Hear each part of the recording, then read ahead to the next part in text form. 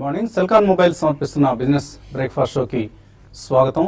మన regular topic markets విశేషాల్లోకి వెళ్లబోయే ముందు ఆంధ్రుల రాజధాని అమరావతి శరవేగంగా పెద్ద ఎత్తున ఇన్ఫ్రాస్ట్రక్చర్ డెవలప్మెంట్ సాగుతున్న ప్రదేశం ప్రస్తుతం.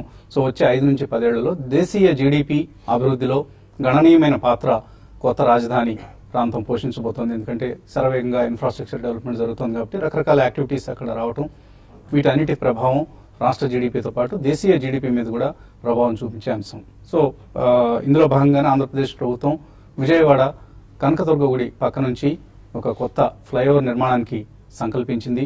సో ఈ కొత్త ఫ్లైఓవర్ నిర్మాణం చేపట్టకపోతే, పూర్తి కాకపోతే అసలు అభివృద్ధి మాట అటుంచితే ముందుగా విజయవాడ పట్టణంలోకి వెళ్ళటానికే చాలా చాలా ఇబ్బందిగా మారిన ప్రదేశం అది. సో అందరికీ తెలిసిందే, విజయవాడ ఎవరు వెళ్ళినా కూడా వాళ్ళకి ఎదురయ్యే అనుభవం ఇది. సో విజయవాడలోకి వెళ్లాలంటే ఇప్పుడు ప్రస్తుతం గంట నుంచి గంటన్నర సమయం పడుతోంది ఈ కనకదుర్గ గుడి ప్రాంతాన్ని దాటుకుని వెళ్ళడానికి. సో ఇందులో అందుకనే చాలా చాలా అతి వేగంగా ఈ ఫాస్ట్ ట్రాక్ లో ఈ ఫ్లైఓవర్ నిర్మాణాన్ని పూర్తి చేయాలని, 6 నెలల్లోనే పూర్తి చేయాలని చెప్పేసి ఆంధ్రప్రదేశ్ ప్రభుత్వం లక్ష్యంగా పెట్టుకుని ఈ ఫ్లైఓవర్ నిర్మాణాన్ని సోమా ఎంటర్ప్రైజెస్ అనే సంస్థకు అప్పగించింది. సో దేశంలోనే ఒక అగ్రగామి నిర్మాణ సంస్థ ఇది. అయితే సోమా ఎంటర్ప్రైజెస్ దీనికోసం రకరకాల ఇబ్బందులు పెడుతోంది ఆ ప్రాంతంలో ఉన్న వాళ్ళని అనే ఒక ఆరోపణలు వినిపిస్తున్నాయి. సోమా ఎంటర్ప్రైజెస్ అవసరమైన గిడ్డంగి కావచ్చు, స్టోరేజ్ సదుపాయాల కోసం విజయవాడ భవానీపురం సమీపంలో granite and marble manufacturers association కి చెందిన 10 ఎకరాల స్థలాన్ని, ఈ 10 ఎకరాల్లో వ్యాపారులందరూ తమ షాప్స్ ని, తమ ఎస్టాబ్లిష్మెంట్స్ ని ఏర్పాటు చేసుకున్న ప్రదేశం. ఇప్పుడు దీన్ని ఖాళీ చేసి సోమాకు అప్పగించాలని చెప్పేసి విజయవాడ కలెక్టరేట్ అధికారులు వ్యాపారులను ఆదేశించారు. అయితే వ్యాపారులు మాత్రం దీనివల్ల తమ మనుగడ దెబ్బతింటుంది, ఆల్టర్నేటివ్ ప్రదేశానికి వెళ్లేందుకు లేదా వీళ్ళనే సోమాకు అవసరమైన గిడ్డంగినే ఆల్టర్నేటివ్ ప్రదేశం ఏర్పాటు చేసుకోవాల్సింది కోరుతున్నారు. దీనికి సంబంధించి నిన్న ఉద్రిక్త వాతావరణం నెలకొంది విజయవాడలో. దీనికి సంబంధించి మరిన్ని అంశాలు మనకు తెలియజేసేందుకు గ్రానైట్ మార్బుల్ టైల్స్ అసోసియేషన్ ప్రతినిధి, అలాగే Cosmo durables managing director Pendyala Harinath Babu garu మనతో విజయవాడ నుంచి లైవ్ లో మాట్లాడేందుకు సిద్ధంగా ఉన్నారు. హరినాథ్ బాబు గారు, గుడ్ మార్నింగ్. గుడ్ మార్నింగ్ అండి. సో చెప్పండి, నిన్న పోలీసులకి మీ అసోసియేషన్ సభ్యులకు మధ్య కొంత ఉద్రిక్త వాతావరణం చోటు చేసుకుంది. మిమ్మల్ని ఖాళీ చేయించాల్సిందిగా పోలీసులు ఒత్తిడి చేస్తున్నారని మీరు ఆరోపిస్తున్నారు. అసలు ఏం జరుగుతుంది విజయవాడ గ్రానైట్ మార్బుల్ అసోసియేషన్ కి సంబంధించిన సంస్థకి పోలీసులకి మధ్య ఎటువంటి వాతావరణం ఉంది ఇప్పుడు? అంటే మా అసోసియేషన్ కండి ఈ ల్యాండ్ 2010వ సంవత్సరంలో అలాట్ చేయడం జరిగింది. అంటే మేము అగ్రిమెంట్ లీజ్ చేసుకోవడం జరిగింది. దానికి వివిధ మెంబర్స్, మా అసోసియేషన్ లో సుమారుగా 90 మెంబర్లు ఉన్నారు. ఆ మెంబర్లందరికీ అలాట్ చేయడం జరిగింది.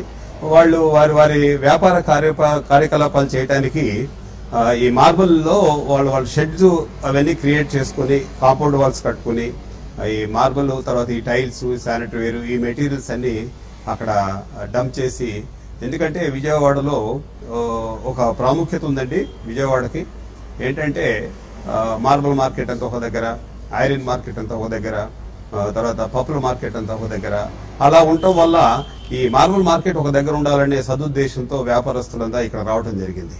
సో దీన్ని ఇది బుడమేరు ఏరియా, ఇది చాలా లో లయింగ్ ఏరియా అయినా కానీ దాన్ని బాగా ఫిల్ చేసి సుమారుగా 1.5-2 మీటర్స్ ఫిల్ చేసి అక్కడ షెడ్లు కట్టుకుని ఎన్నో వ్యయ ప్రయాసాలు ఓర్చి అవన్నీ చేశాక ఈ రోజున మరి విజయవాడ కలెక్టర్ గారు కానీ లేకపోతే సోమా కంపెనీ వాళ్ళు కానీ మరి ఇమీడియట్ గా మేము వ్యాపారం చేసుకున్న ప్రదేశాన్ని వారికి కావాలంటే ఎంతవరకు సమంజసమని మా అసోసియేషన్ తరఫున మేము వారిని అభ్యర్థిస్తున్నాం.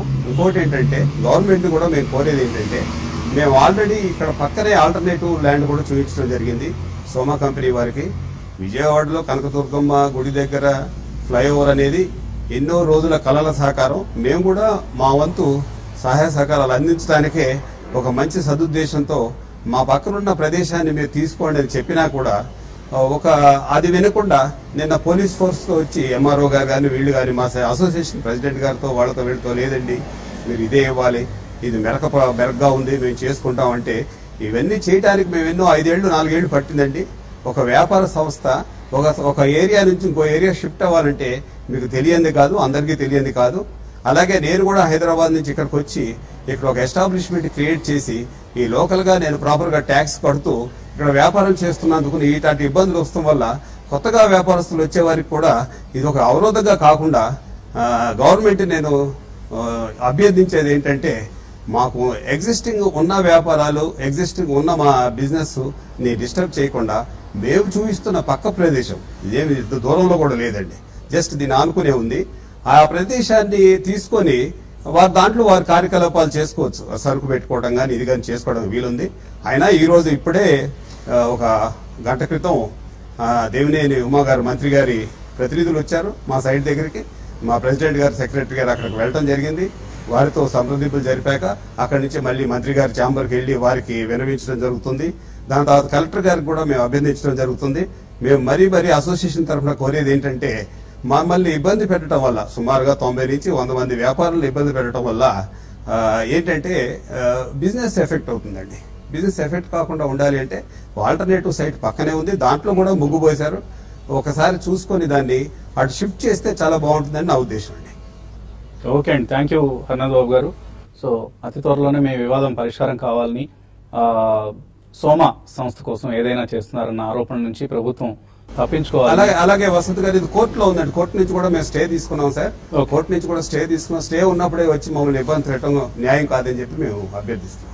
ఓకే హర్నాథ్ బాబు గారు. సో రాష్ట్ర విశాల ప్రయోజనాల కోసం ఇన్ఫ్రాస్ట్రక్చర్ నిర్మాణాలకు ఎవరైనా సహకరించాల్సింది, అది వ్యాపారులైనా సరే ఇండివిజువల్స్ అయినా సరే. కాకపోతే వ్యాపారులు కావచ్చు ఇండివిజువల్స్ కావచ్చు వాళ్ళ మనుగడకే ముప్పు వాటిల్లే ప్రమాదం ఉన్నప్పుడు కొద్దిగా ప్రభుత్వాలు అక్కడ ఉన్న అధికార యంత్రాంగం సంయమనంతో వ్యవహరించి వాళ్ళకి ఇబ్బంది కలగకుండా వాళ్ళ మనుగడ దెబ్బతినకుండా కాపాడాల్సిన బాధ్యత కూడా ప్రభుత్వం మీద ఉంటుంది. ఇటు ఇన్ఫ్రాస్ట్రక్చర్ నిర్మాణాన్ని ప్రజా ప్రయోజనాలు రెండింటినీ బ్యాలెన్స్ చేసుకుంటూ ముందుకు సాగాల్సిన అవసరం ఉంటుంది. So let's hope that wisdom prevails on the part of the government. ఇక మార్కెట్స్ విషయానికి వస్తే ఏషియన్ మార్కెట్స్ లో ప్రస్తుతం కొంత పాజిటివ్ ట్రెండే కనిపిస్తుందని చెప్పుకోవచ్చు. లాస్ట్ నైట్ అమెరికన్ మార్కెట్స్ నష్టాలతో ముగిశాయి.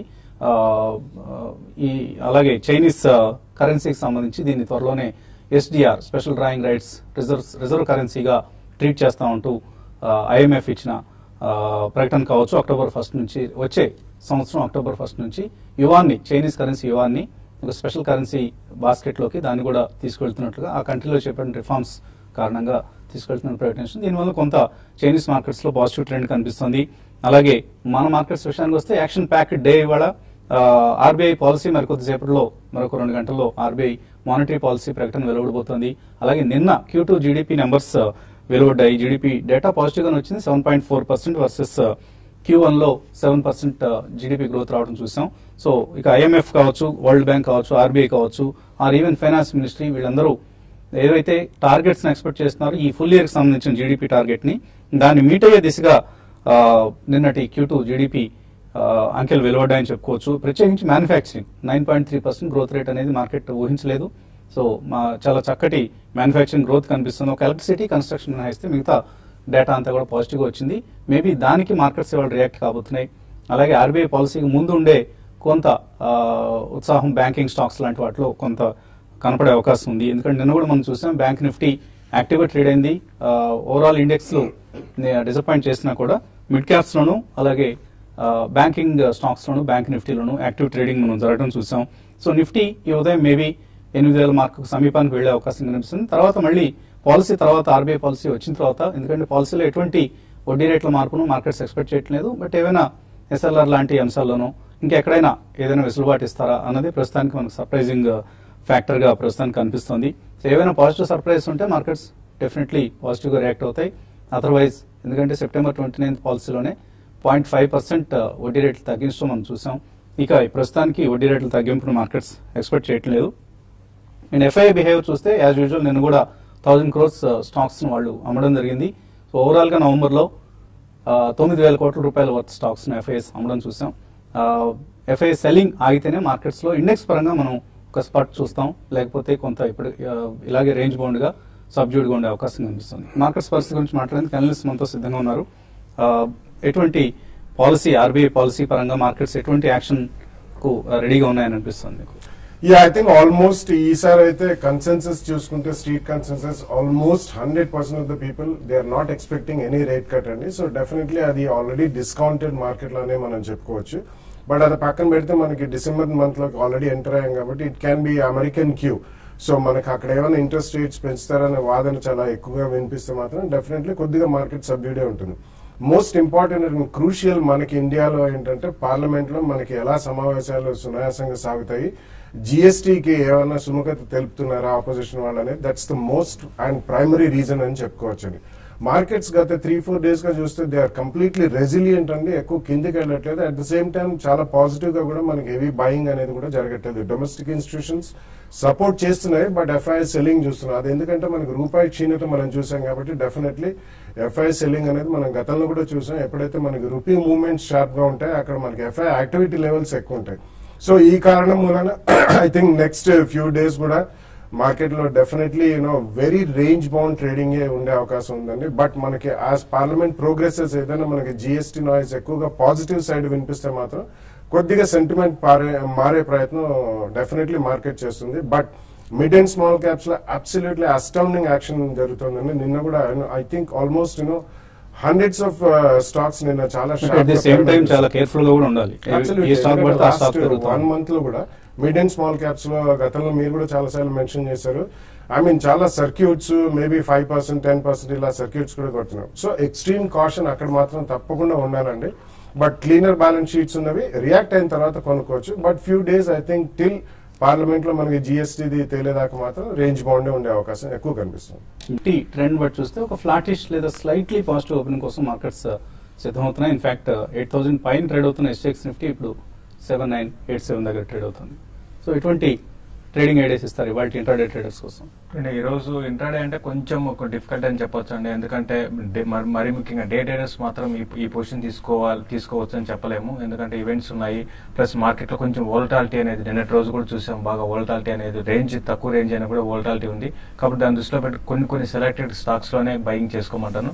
ప్లస్ ఇంకో మిడ్ క్యాప్ యాక్షన్ అనేది ఈ రోజు కూడా కొనసాగే అవకాశం ఉంది. ఈవెన్ మార్కెట్ సైడ్ వేస్ లో ఉండి ఉన్నా కూడా మిడ్ క్యాప్ లో అవుట్ పర్ఫార్మ్ చేస్తున్నాం. అది కూడా సెలెక్టెడ్ వాటిలో అయితే లాస్ట్ 2-3 రోజులుగా కొంచెం కొన్ని రీసెంట్ గా బాగా పెరిగిన మిడ్ క్యాప్ లో ప్రాఫిట్ బుకింగ్ కూడా కనపడుతుంది.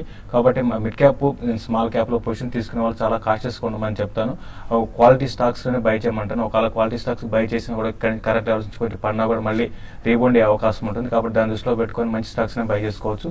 మరి ముఖ్యంగా ఈ రోజు అయితే కొన్ని స్టాక్స్ బాగా వీక్ ఉన్న స్టాక్ అని చెప్పొచ్చు, బిహెచ్ఎల్ ఒకటి. బట్ ఈ రోజు కొంచెం పెరగడానికి అవకాశం ఉంది. మనకి 172 ఆ లెవెల్కి వచ్చినప్పుడు బై చేసుకోవచ్చు.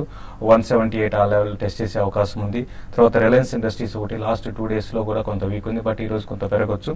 దాన్ని 974 దగ్గర దాని పైన ఉంటే బై చేసుకోమంటారు. 970 దగ్గర స్టాప్ లాస్ 986 అండ్ 988 దాకా రావచ్చు. తర్వాత బ్యాంక్ నిఫ్టీ ఏంటంటే క్రెడిట్ పాలసీకి ముందు ఒక 150 పాయింట్స్ రేంజ్ లో ఉండే అవకాశం ఉంటుంది.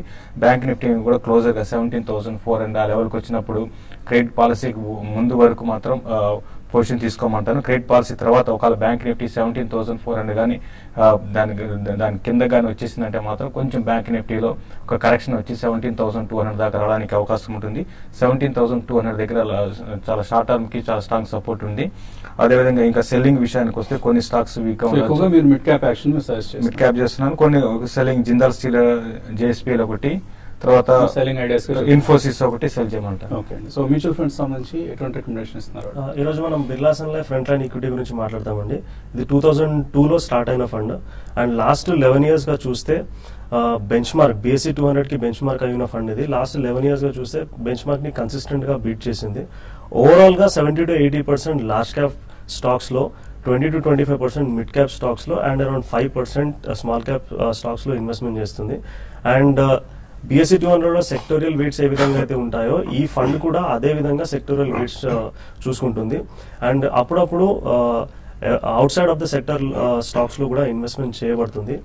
అండ్ 2008లో కానీ 2011లో ఎప్పుడైతే మార్కెట్ పడిందో సో ఇది అవుట్ పర్ఫార్మెన్స్ చేసింది. అండ్ మార్కెట్ ఫండ్ ఫాల్ అంతగా లేదండి. అండ్ పియర్ గ్రూప్ ని కంపేర్ చేసుకుంటే మంచిగా రిటర్న్స్ ఇచ్చిన ఫండ్ ఇది. అండ్ టాప్ సెక్టర్స్ వచ్చేసి banking and financial, technology, energy, automobile and health care. And top holdings వచ్చేసి HDFC bank, Infosys, ICICI bank, Reliance Industries and Maruti Suzuki. Last 1 year లో రిటర్న్ చూస్తే 0.86% రిటర్న్, 3 years లో 18.61% రిటర్న్, 5 years లో 11.97, 7 years లో 22.5 and since launch చూస్తే 23.2% compounding return ఇచ్చింది. ఎవరైతే 1 lakh investment చేశారో 2002లో as of now current value 15,87,000 అయిందండి. అండ్ లాస్ట్ 10 years గా చూస్తే 10 years కేటగిరీలో చూస్తే this is the number 1 fund. So it's one of the most recommended funds ఇది Birla sun life front line equity.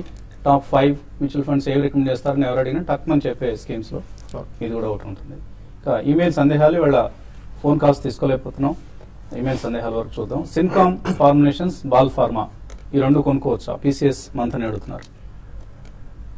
అంటే ఇవన్నీ చాలా స్మాల్ క్యాప్ స్టాక్స్ అండి, కానీ రీసెంట్లీ చాలా హెవీ యాక్టివిటీ చూసాం మనం, కాబట్టి కొద్దిగా కేర్ఫుల్ ఉండాలి. ఒకవేళ కొన్నా కానీ ప్రాబ్లీ 10% కింద స్టాప్ లాస్ పెట్టి you can run the ride అండి, ఎందుకంటే almost small cap pharmaceutical stocks అన్ని స్ట్రాంగ్ గా ఉన్నాయి కాబట్టి. But be careful, have a stop loss. Ravikiran అడుగుతున్నారు, Bodal chemicals, Renuka sugars long term కోసం ఈ రేట్ లో కొనుక్కోవచ్చా? Renuka sugars as of now no అండి, ఎందుకంటే రీసెంట్లీ మనం అన్ని షుగర్ స్టాక్స్ పెరగడం చూసాం, కొద్దిగా రియాక్షన్ కూడా మొదలైంది కాబట్టి wait for some more time. Bodal Chemicals I think you can make a small attempt అండి, ఇవన్నీ కూడా micro cap stocks. So definitely కొద్దిగా కొనుక్కుని ప్రాబ్లీ 2 price points తర్వాత కూడా కొనడానికి రెడీ అవ్వండి. సుధాకర్ రావు కాకినాడ నుంచి, ఈరోస్ 209లో కొన్నారు, అశోక్ లేలాండ్ 75లో కొన్నారు, హోల్డ్ చేయొచ్చా, ఎగ్జిట్ కావచ్చా? ఈ రోజు అయితే హోల్డ్ చేయండి, అంటే కొంచెం స్టడీగా లాస్ట్ కొన్ని రోజులుగా స్టడీగా ఉంది, 220 దగ్గర స్టడీగా ఉంది కాబట్టి కొన్ని హోల్డ్ చేయండి. అట్ ద సేమ్ టైం 260 ఆ లెవెల్కి వస్తే ప్రాఫిట్ బుక్ చేసుకోమని చెప్తాను. అశోక్ లేలాండ్ నిన్న కొంచెం కరెక్షన్ స్టార్ట్ అయిందని, బట్ ఈ కరెక్షన్ కొంత కొనసాగే అవకాశం ఉంది. మీరు షార్ట్ టర్మ్ కోసం అయితే ప్రాఫిట్ బుక్ చేసుకోండి, లేదంటే మాత్రం లాంగ్ టర్మ్ కోసం హోల్డ్ చేయండి. లాంగ్ టర్మ్ కోసం అన్నారు కాబట్టి అశోక్ లేలాండ్ డెఫినెట్ గా హోల్డ్ చేయండి. అలాగే రవివర్మ అడుగుతున్నారు, టాటా యంగ్ సిటిజన్స్ ఫండ్ 2000 సంవత్సరంలో వాళ్ళ అబ్బాయి కోసం ఆయన ఇన్వెస్ట్ చేశారు, రిటర్న్స్ బాగలేవు, దీని నుంచి ఎక్కడికైనా షిఫ్ట్ కావచ్చా, ఏం చేయమంటారు? సో ఆల్మోస్ట్ 15 years లో ఆయన ఇన్వెస్ట్ చేసిన 20,000 లక్ష రూపాయలు అయిందట. ఓకే, 5 రెట్లు అయింది. ఓకే, టాటా ఇది is it young citizens fund? I'm not aware of this fund. It's existing fund, old fund, okay, I'm not tracking పిల్లల కోసం ఉన్న ఫండ్ ఇది. కాకపోతే టాటా బ్యాలెన్స్డ్ ఫండ్, ఇట్స్ టాటాలోని చూసుకుంటే balanced fund is performing absolutely well అండి, and it is actually giving more returns and some of the plain diversified funds. So అందులో నుంచి తీసి మీరు బ్యాలెన్స్డ్ ఫండ్ కి కూడా ట్రాన్స్ఫర్ చేసుకోవచ్చు అండి. టాటా బ్యాలెన్స్ ఫండ్ మీరు షిఫ్ట్ కావచ్చు if you are not satisfied with this kind of returns from young citizens fund. Damar Venkatareddy అడుగుతున్నారు, ₹1,00,000 20 సంవత్సరాల కోసం ఇన్వెస్ట్ చేద్దాం అనుకుంటున్నారు మ్యూచువల్ ఫండ్స్ లో, గుడ్ ఫండ్ ఏది? దీన్ని మీరు ఒక 2 లేదా 3 ఫండ్స్ లో మీరు ఇన్వెస్ట్మెంట్ చేసుకోవచ్చు అండి. ICICI Prudential multi cap fund and Birla sun life front line equity fund ఇంతకుముందు మాట్లాడింది, అండ్ దాంతో పాటు ఫ్రాంక్లిన్ ఇండియా ప్రైమ్ ప్లస్, ఈ మూడిట్లో మీరు స్ప్రెడ్ చేసి ఇన్వెస్ట్మెంట్ చేసుకోండి. కాకపోతే ఒక 50% ఇప్పుడు లంసమ్ ఇన్వెస్ట్మెంట్ చేసుకొని 50% వచ్చేసి మీరు STP ద్వారా వచ్చే 3-4 months కి పెట్టుకుంటే మంచిది. అలాగే యోగేంద్రనాథ్ అడుగుతున్నారు, SIP ఆన్లైన్ ద్వారా చేయటం లేదా బ్రోకర్ ద్వారా చేయటం, ఈ రెండింటి మధ్యలో ఉండే డిఫరెన్స్ ఏంటి? ఏదైనా ఎక్స్ట్రా ఛార్జెస్ ఉంటాయా? మీరు డైరెక్ట్ గా చేసుకుంటే మీకు సొంతంగా మీరు ఫండ్స్ సెలెక్ట్ చేసుకోగలుగుతారు, మేనేజ్ చేసుకోగలుగుతారు అని అంటే యూ కెన్ గో డైరెక్ట్ అండి.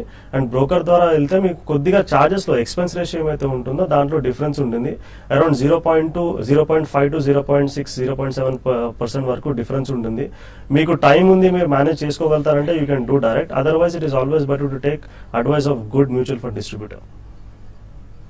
లాంగ్ టర్మ్ రమేష్ కాసన్ అడుగుతున్నారు, లాంగ్ టర్మ్ కోసం 3 to 5 years కోసం ఇన్వెస్ట్ చేసేవాళ్ళు, ఎవరైనా స్టాక్స్ లో ఇన్వెస్ట్ చేసేవాళ్ళు ఒకసారి లేదా 2-3 సార్లుగా ఇన్వెస్ట్ చేసి అలా మెదలకుండా ఊరుకోవడం మంచిదా, లేకపోతే అప్పుడప్పుడు మధ్యలో ట్రేడ్ చేసుకుంటూ ఉండొచ్చా?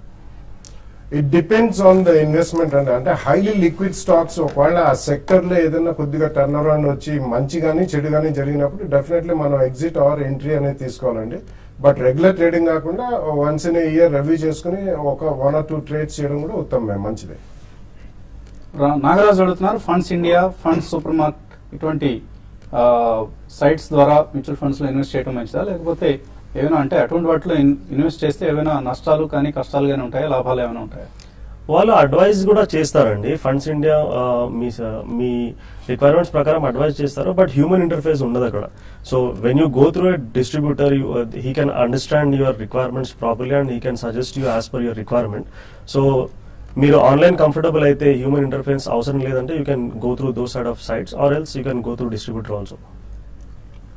సో ఇది ఇవాల్టి సిలికాన్ మొబైల్ సమర్పించిన బిజినెస్ బ్రేక్ఫాస్ట్. మధ్యాహ్నం స్మార్ట్ ఇన్వెస్ట్ లో మళ్ళీ కలుద్దాం.